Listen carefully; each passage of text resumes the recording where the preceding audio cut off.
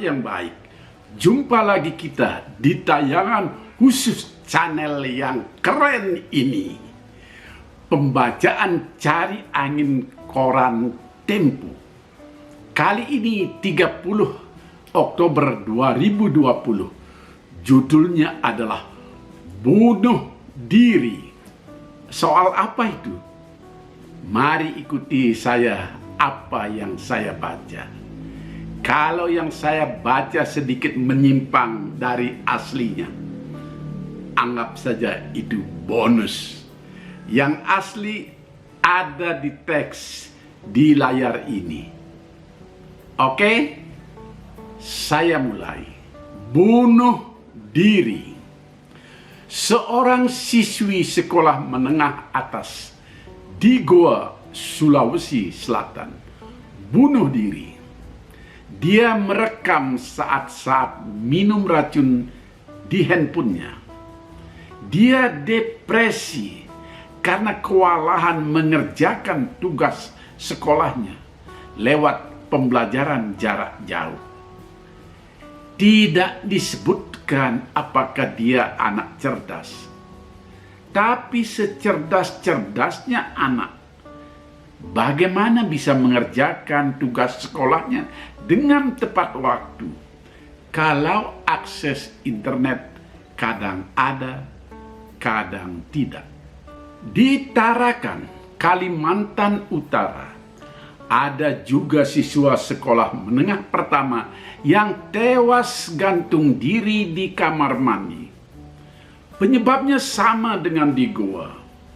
Tugas sekolah yang menumpuk. Kepolisian Resort Kota Tarakan menyebutkan dari keterangan beberapa saksi, korban sering mengeluh karena banyaknya tugas dari sekolah. Pembelajaran jarak jauh sebelumnya disebut belajar dalam jaringan. Program ini dari Kementerian Pendidikan dan Kebudayaan yang berlaku seragam di seluruh Nusantara. Padahal negeri ini begitu luas dengan kemakmuran penduduk yang tidak merata.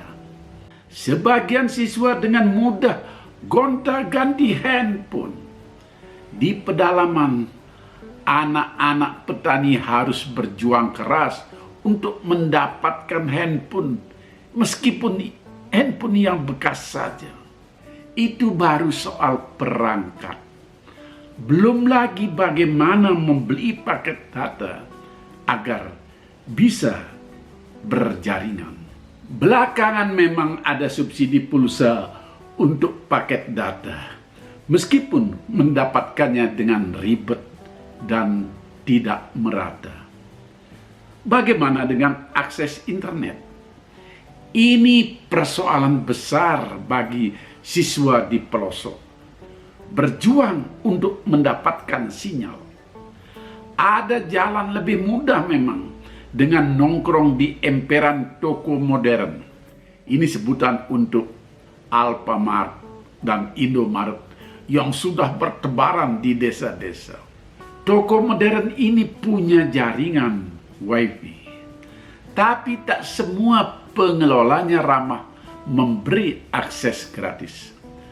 Ada yang mewajibkan harus belanja dalam jumlah tertentu untuk bisa mendapatkan passwordnya.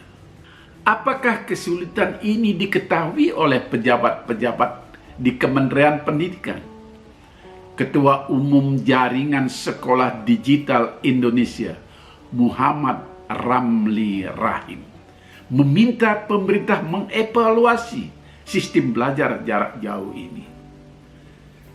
Tak ada pedoman baku bagaimana sistem ini dijalankan. Ramli menyebut standar penugasan oleh guru tidak diatur, baik oleh Kementerian Pendidikan dan Kebudayaan di pusat, maupun oleh Dinas Pendidikan Provinsi dan Dinas Pendidikan Kabupaten Kota. Jika setiap guru memberi satu tugas dalam seminggu, siswa SMA bisa mendapatkan 14 sampai 16 tugas dalam seminggunya. Bayangkan tugas itu harus dikerjakan dan dikirim dengan akses internet yang tak mudah didapat. Siapa yang tidak stres? Program pembelajaran jarak jauh memang gara-gara COVID-19. Sekolah tetap ditutup karena kasus positif COVID-19 belum juga turun. Tapi apakah pandemi masih mengganas di seluruh negeri? Ada banyak kawasan yang pandeminya sudah menurun. Bahkan banyak desa yang dari awal tak ada kasus. Di desa saya misalnya, di pegunungan Batu Karu, Bali, bersama desa-desa tetangganya, sejak awal tidak ada pandemi. Tetapi sekolah mereka tetap ditutup dan anak-anak desa itu memanfaatkan libur pandemi untuk membantu orang tuanya bekerja. Kebetulan sekarang panen kopi. Jadi anak-anak itu lebih sering membantu orang tuanya menjemur kopi atau menyosok kopi dibandingkan mengerjakan tugas-tugas sekolahnya. Atau mereka justru bermain layang-layang. Mereka berkerumun tanpa masker, tanpa jarak, tanpa cuci tangan. Karena mereka yakin sesama orang desa aman-aman saja. Kebetulan memang tidak begitu banyak interaksi orang-orang luar desa ke desa ini. Jadi aman-aman saja. Nah, kenapa sekolah harus tutup juga di kawasan seperti itu? Belajar tatap muka di sekolah semestinya aman. Guru bisa mengawasi anak didik untuk menggunakan masker, jaga jarak, dan cuci tangan. Dibandingkan anak-anak itu berkerumun main layangan yang justru lebih berbahaya karena tidak ada yang mengawasi. Banyak ada desa-desa yang sebenarnya bebas dari pandemi COVID-19.